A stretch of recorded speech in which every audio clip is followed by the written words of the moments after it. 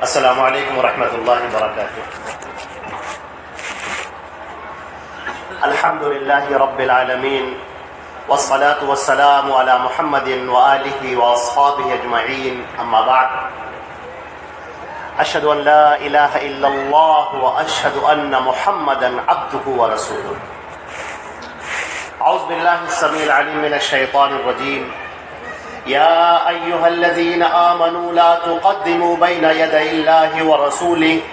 واتقوا اللہ ان اللہ سمیع علیم۔ اسٹیج پر جلوہ افروز حضرات علماء کرام، معزز سامعین اور سامعات، آج کی اس خوبصورت سی محفل کو دیکھ کر بہت خوشی ہو رہی ہے اور بڑا حوصلہ مل رہا ہے کہ اللہ رب العزت نے دلوں کے اندر وہ ایمان تازہ رکھا ہے اور اس کے اندر ابھی وہ چمک باقی ہے کہ جو اللہ اور اس کے رسول کی باتوں کو سننے کے لیے لوگ اپنا قیمتی وقت نکال کر دور دراز سے مشقتوں کو برداشت کرتے ہوئے سفر کر کے آ کر بیٹھتے ہیں اور اللہ سے دل لگائے ہوئے اللہ رب العزت کی طرف متوجہ ہوئے اللہ کی اور اس کے رسول کی باتوں کو سنتے ہیں۔ الحمدللہ، یہ جو ایمان کی طاقت ہے، اس طاقت کا بدل کوئی طاقت نہیں ہے، کوئی طاقت، کوئی قوت اس کا بدل ہے ہی نہیں۔ آپ ذرا سا سوچیں، جب اللہ رب العزت نے اپنے رسول حضرت محمد مصطفیٰ صلی اللہ علیہ وسلم پر قرآن پاک کو اتارا اور حکم دیا گیا وَأَنذِرْ عَشِيرَتَكَ الْأَقْرَبِينَ، اور حکم دیا گیا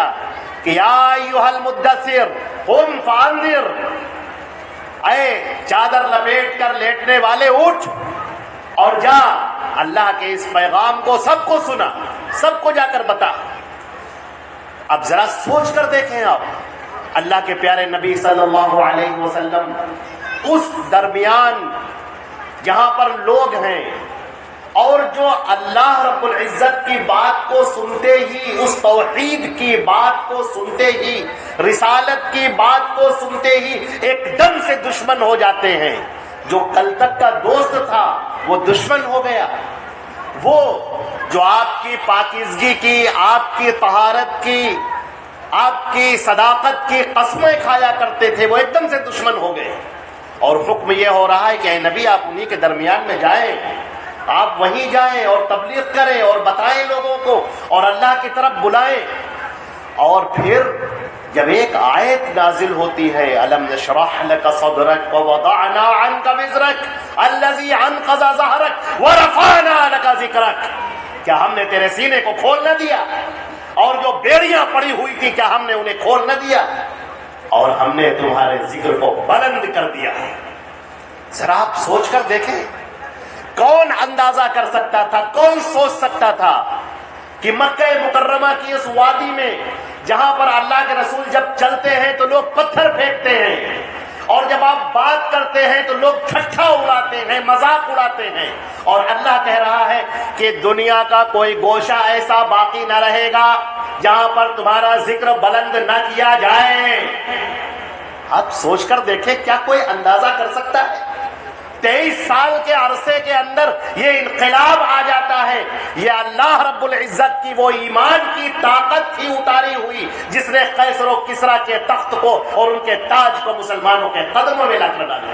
یہ ایمان کی طاقت، یہ ایمان کی قوت، اور اس ایمان کی قوت کے مقابلے میں کوئی قوت نہیں، کبھی نہیں رہی۔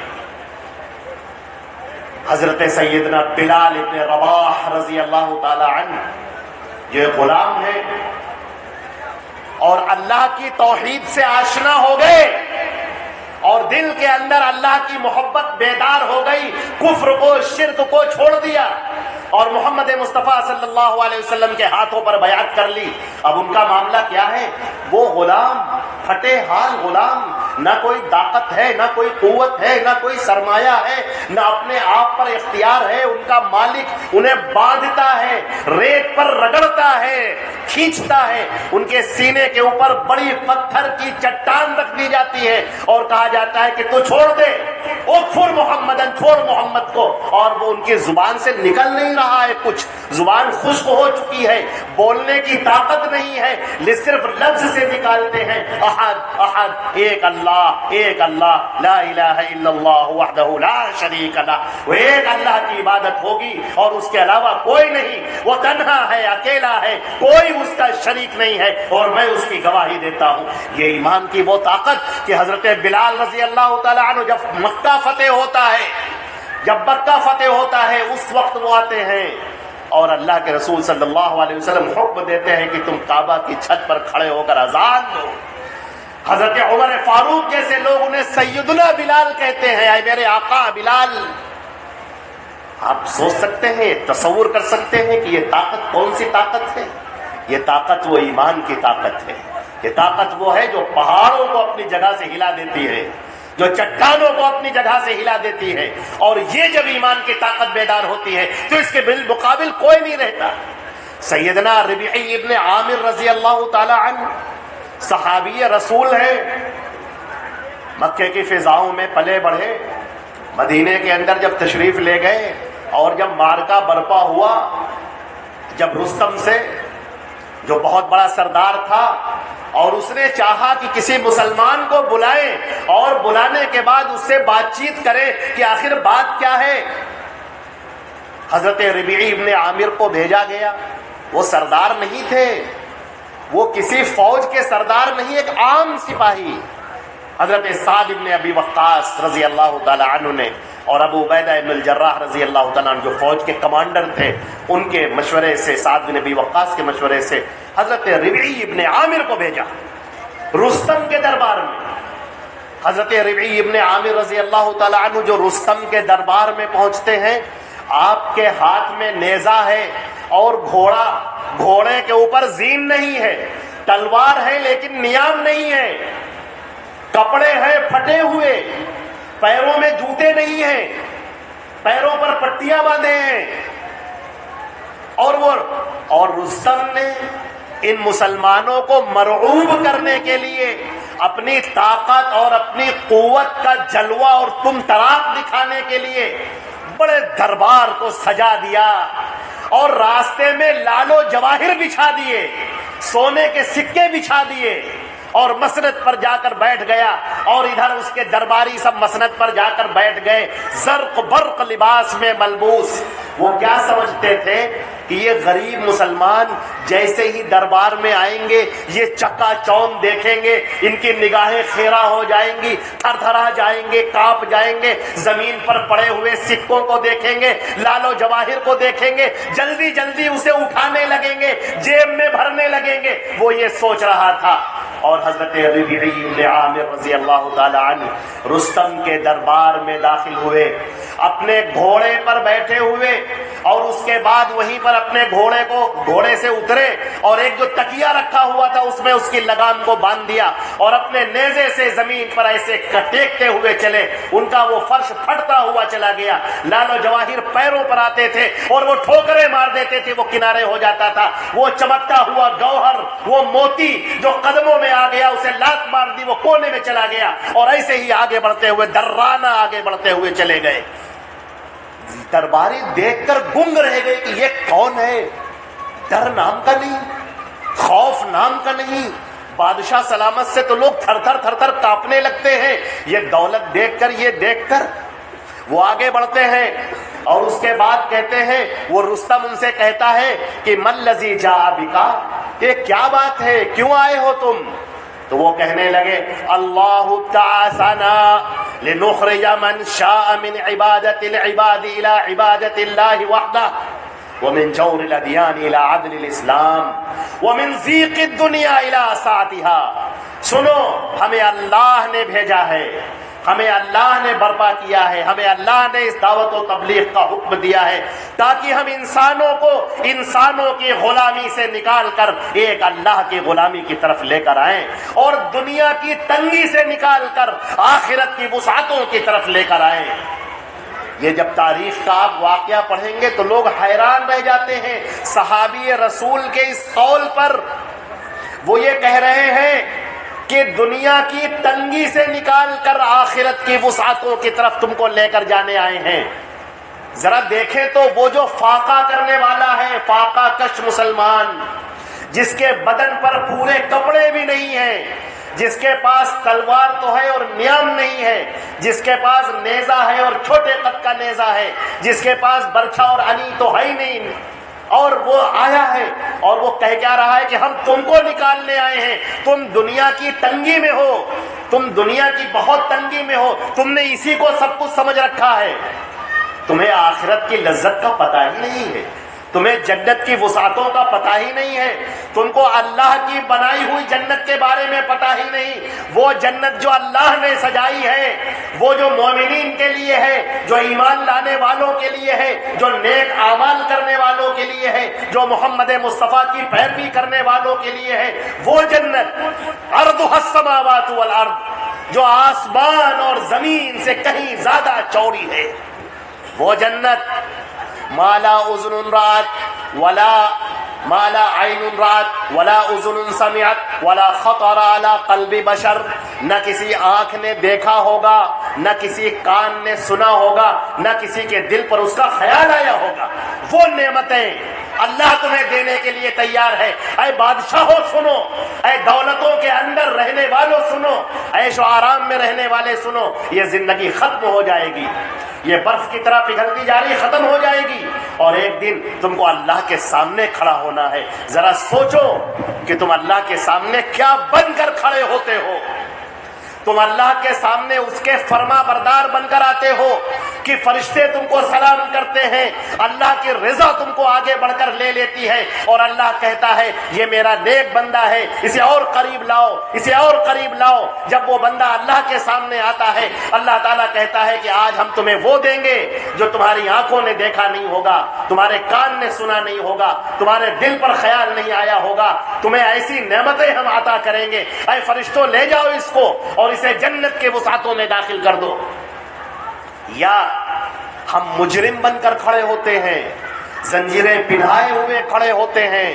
اللہ کے سامنے کھڑے ہیں، لعنت برس رہی ہے، پھٹکار برس رہی ہے، اللہ کی غضبناکی برس رہی ہے، اور اللہ تعالیٰ فرماتا ہے کہ اس مردود کو لے جاؤ یہاں سے اور منہ کے بل گھسیٹ کر جہنم میں پھینک دو اس کو۔ ہم مجرم بن کر اللہ کے سامنے کھڑے ہوتے ہیں، یا اللہ کے نیک فرما بردار بن کر کھڑے ہوتے ہیں، اس کا فیصلہ اسی دنیا کے اندر آپ کو کرنا ہے۔ اللہ نے فرمایا فریق فی الجنت و فریق فی السعیر، کچھ لوگ جنت کے اندر جائیں گے اور کچھ لوگ جہنم کے اندر جائیں گے، بیچ کا کوئی راستہ نہیں ہے، یا تو آپ جنت کے مستحق ہوں گے یا جہنم کے اندر جانے والے ہوں گے، درمیان کا کوئی راستہ نہیں ہے، یہ بھی ٹھیک ہے یہ بھی ٹھیک ہے، ایسا بھی اچھا ہے یوں بھی اچھا ہے، یہ بھی کر لیجئے وہ بھی کر لیجئے، اس کی کوئی گنجائش نہیں ہے۔ یا ایھا الذین آمنوا لا تقدموا بین یدی اللہ ورسولہ، اے ایمان والو ذرا غور فرمائیے گا، قرآن پاک میں یہاں پر دو طرح سے قرآن پاک میں مخاطب، پورے قرآن پاک میں آپ دیکھیں گے کہ ایک جگہ پر کہا جاتا ہے یا ایھا الناس،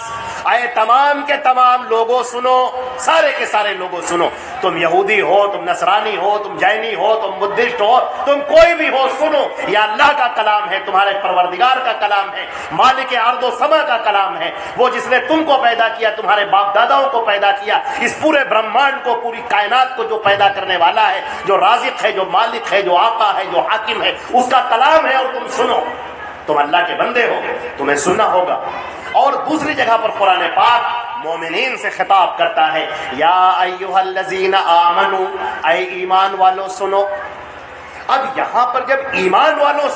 سنو تو بڑی بات ہو جاتی ہے، بڑی اہم بات ہو جاتی ہے، اور جب آپ اس آیت کو پڑھیں گے تو حیران رہ جائیں گے، آپ تھوڑی دیر کے لیے سوچیں گے کہ پروردگار نے یہ کیا کہہ دیا،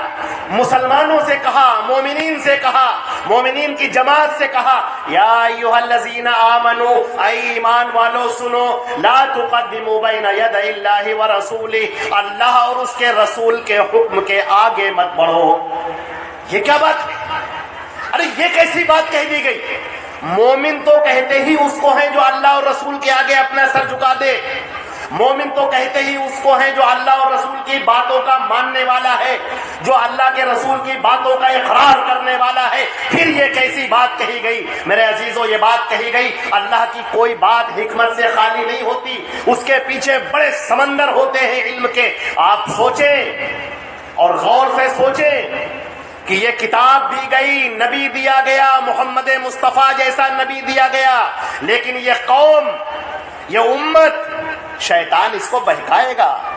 شیطان نے کہا ہے اللہ رب العالمین سے، جب اللہ اسے جنتوں سے نکال رہا تھا اور لعنت کا طوق پہنا رہا تھا، تو اس نے کہا لَأَقْعُدَنَّ لَهُمْ عَلَى صِرَاطِكَ الْمُسْتَقِيمِ، اے میرے رب تو نے مجھے جنت سے نکال دیا، تو نے میرے اوپر غضب نازل کیا، مجھے لعنت کا طوق پہنا دیا، تو اب میں تیرے سیدھے راستے پر بیٹھ جاؤں گا، سیدھے راستے پر میں بیٹھ جاؤں گا، کسی کو جانے نہیں دوں گا، سیدھے راستے پر نہیں جانے دوں گا۔ دیکھیے شیطان نے کیسی چال چلی۔ آپ تو نماز میں دعا مانگتے رہیں گے اہدنا الصراط المستقیم، یا اللہ ہمیں سیدھا راستہ عطا فرما، آپ کہتے رہیں گے، اور شیطان مردود آپ کی گدھی پکڑ کر چپکے سے آپ کا قبلہ تبدیل کر دے گا، آپ کو پتہ ہی نہیں چلے گا۔ آپ عمل کر رہے ہیں لیکن اللہ کے رسول کا وہ حکم ہے ہی نہیں۔ جیسے آپ نے نوٹ دیکھے ہوں گے بازاروں کے اندر، کچھ نوٹ اصلی ہوتے ہیں، کچھ نوٹ چورن والے ہوتے ہیں، جو ہمارے بچے کھیلتے رہتے ہیں، اڑاتے رہتے ہیں، جیبوں میں رکھ کر خوش ہوتے رہتے ہیں، وہ نقلی نوٹ ہوتے ہیں۔ اب ذرا آپ بتائیں، اگر آپ کی جیب میں نقلی نوٹ رکھے ہوئے ہوں، اصلی نوٹ نہ ہو، تو کیا آپ کو اس نوٹ سے کوئی فائدہ ہوگا؟ اللہ نے اسی لیے کہا ہے إِنَّ الدِّينَ عِندَ اللَّهِ الْإِسْلَامِ، دین اللہ کے نزدیک صرف الاسلام ہے۔ وَمَن يَبْتَغِ غَيْرَ الْإِسْلَامِ دِينًا فَلَن يُقْبَلَ مِنْهُ، اور اگر کوئی دین اسلام کو چھوڑ کر کوئی اور دین لے کر آئے گا تو اللہ اسے قبول نہ کرے گا۔ وَهُوَ فِي الْآخِرَةِ مِنَ الْخَاسِرِينَ، اور آخرت میں وہ خسارہ اٹھانے والوں میں سے ہوگا۔ پھر وہاں پر مت کہنا ہمیں تو پتہ ہی نہیں تھا، ہمیں تو فلاں عالم نے کہا، فلاں مولانا نے کہا، فلاں کی ٹوپی بڑی اونچی تھی، اور فلاں کی داڑھی بڑی لمبی تھی، اور فلاں کا پیجامہ بڑا اونچا تھا، اور فلاں کے ہاتھ میں تسبیح بڑی لمبی تھی، اور وہ بڑی نماز پڑھتے تھے، بڑا روزہ رکھتے تھے، بڑا ذکر و اذکار کرتے تھے، ہر وقت اللہ کی یاد میں رویا کرتے تھے۔ لیکن انہوں نے طریقہ کون سا بتایا؟ محمد مصطفیٰ کا طریقہ بتایا یا کسی اور کا طریقہ بتایا؟ یہ تم کو چیک کرنا ہوگا، اسی دنیا میں دیکھنا ہوگا، ان شعور کی آنکھوں کو کھول کر دیکھنا ہوگا۔ تم تو بڑے چالاک لوگ ہو، تم تو بڑے عقل مند لوگ ہو، بڑے چالاک لوگ ہو۔ تم جب فیصلہ کرتے ہو تو بڑی چالاکی کا ثبوت دیتے ہو، زمین لینا ہو، مکان لینا ہو، دکان لینا ہو، کوئی کاروبار کرنا ہو، شادی بیاہ کرنا ہو، تمہاری عقلیں بڑی چلتی ہیں، لیکن جب دین کا معاملہ آتا ہے تب بالکل کیوں بیٹھ جاتے ہو؟ اللہ نے کیا کہا؟ اے ایمان والو لا تقدموا بین یدی اللہ ورسولہ، اللہ اور اس کے رسول کے حکم کے آگے مت بڑھو۔ جہاں پر اللہ نے کہہ دیا ٹھہر جاؤ، بس ٹھہر جاؤ، جہاں پر رسول نے کہہ دیا بس ٹھہر جاؤ وہیں پر۔ اپنی طرف سے دین مت بناؤ، اپنی طرف سے دین ایجاد مت کرو، رسمیں ایجاد مت کرو، طریقے ایجاد مت کرو۔ جو اللہ نے تمہیں دیا ہے اس دین کو رکھو۔ ابھی آپ دیکھیں گے، ابھی شعبان کا مہینہ یہ چل رہا ہے، ابھی 15 شعبان کے اندر آپ دیکھیں گے کتنے چراغاں ہوں گے، کتنے قبرستان پر جانا ہوگا، میلہ ٹھیلا ہوگا، دیے جلائے جائیں گے، پھول چڑھائے جائیں گے، حلوہ بنایا جائے گا۔ بس اتنا کر کے پوچھ لو کیا ہمارے نبی نے ایسا کیا؟ یہ تم دین سمجھ کے کر رہے ہو، دین تو اللہ نے مکمل کر دیا۔ الیوم اکملت لکم دینکم، آج کے دن میں نے تمہارا دین مکمل کر دیا، جو میری نعمت تھی وہ تم پر تمام کر دی، اور میں دین اسلام سے راضی ہو گیا، اور دین اسلام حضرت محمد مصطفیٰ صلی اللہ علیہ وسلم پر اتار دیا۔ اب اس دین کے علاوہ تم کیا لے کر آئے ہو؟ امام بخاری رحمۃ اللہ علیہ نے اپنی کتاب میں ایک باب قائم کیا ہے بڑا، العلم قبل القول والعمل۔ تم جو کہنے جا رہے ہو یا تم جو بولنے جا رہے ہو، عمل کرنے جا رہے ہو، عمل کرنے سے پہلے اور بولنے سے پہلے ذرا یہ تو دیکھو کہ اللہ کے رسول نے کیا کہا ہے۔ اس کا علم تو حاصل کرو، تم دین کا علم تو حاصل کرو، جانو تو اللہ کی کتاب بھی موجود ہے تمہارے درمیان، اللہ کے رسول کی صحیح حدیثیں بھی موجود ہے تمہارے درمیان، پھر اے مسلمانوں اس کو چھوڑ کر تم کیوں ادھر ادھر بھٹکتے ہو؟ فلاں کا قول، فلاں کی رائے، فلاں کی باتیں، فلاں کا واعظ، فلاں کا نصیحت، فلاں کا فتویٰ، فلاں کی بات، ارے اللہ کے رسول کے بعد بھی تمہیں ضرورت ہے کسی کی؟ اس امام کائنات کے بعد کیا تمہیں ضرورت ہے کسی اور قول کی؟ وہ جو رہبر ہے، قرآن پاک نے ایک لائن کے اندر پورا نچوڑ پیش کر دیا، ایک لائن میں، پورے قرآن ایک لائن کے اندر کیا کہا؟ ان تطیعوہ تہتدوا، اگر تم محمد مصطفیٰ کی پیروی کر لو گے تو تم ہدایت پا جاؤ گے۔ تم کہتے ہو نا کہ مجھے ہدایت چاہیے، اللہ تعالیٰ جنتوں میں داخل کر دے، اپنے رضا اتار دے، بلندیاں عطا کر دے، عظمتیں اتار دے، ذلت اور پستی سے نکال دے، تو محمد مصطفیٰ کی پیروی کرو۔ محمد مصطفیٰ صلی اللہ علیہ وسلم کی تم پیروی کر لو گے تم ہدایت پا جاؤ گے۔ وَمَن يُطِعِ الرَّسُولَ فَقَدْ أَطَاعَ اللَّهَ، جس نے رسول کی اطاعت کر لی اس نے اللہ کی اطاعت کر لی۔ اب اور کیا چاہیے تمہیں؟ اب اس سے بھی زیادہ کوئی کھلی ہوئی باتیں سننا ہے؟ اللہ اور رسول کے حکم کے آنے کے بعد میرے عزیزوں ذرا سوچو کہ تمہارا دل کیا کچھ اور بھی ڈھونڈتا ہے؟ کیا اور بھی کچھ تلاش کرتا ہے؟ تم نے کہا اللہ کی بات ٹھیک ہے، رسول اللہ کی بات ٹھیک ہے، لیکن ہمارا مسلک، لیکن ہمارے امام، لیکن ہمارے علماء، لیکن ہمارے لوگ، لیکن ہمارا خاندان، ہمارا گاؤں، ہمارا علاقہ، لیکن اے عزیزو یہ کیا ہے؟ رخ روشن کے آگے شمع رکھ کر وہ یہ کہتے ہیں ادھر جاتا ہے دیکھیں یا ادھر پروانہ آتا ہے۔ اللہ نے اپنے رسول کو اتار کر تمہارا امتحان لے لیا کہ اب دیکھنا یہ ہے کہ تم محمد مصطفیٰ کی طرف جاتے ہو یا کسی اور کے پیچھے پیچھے بھاگتے ہو۔ یا ایھا الذین آمنوا لا تقدموا بین یدی اللہ ورسولہ واتقوا اللہ، اے ایمان والو اللہ اور اس کے رسول کے آگے نہ بڑھو اور ڈرو اللہ سے، خوف کھاؤ اللہ۔ اللہ رب العزت ہم پر اور آپ پر اپنی رحمتوں کا نزول فرمائے۔ انہی چند باتوں پر اپنی باتوں کو ختم کرتے ہیں۔ وآخر دعوانا الحمدللہ رب العالمین۔ جزاکم اللہ خیر۔ جزاکم اللہ خیر، بارک اللہ فیکم۔ شیخ محترم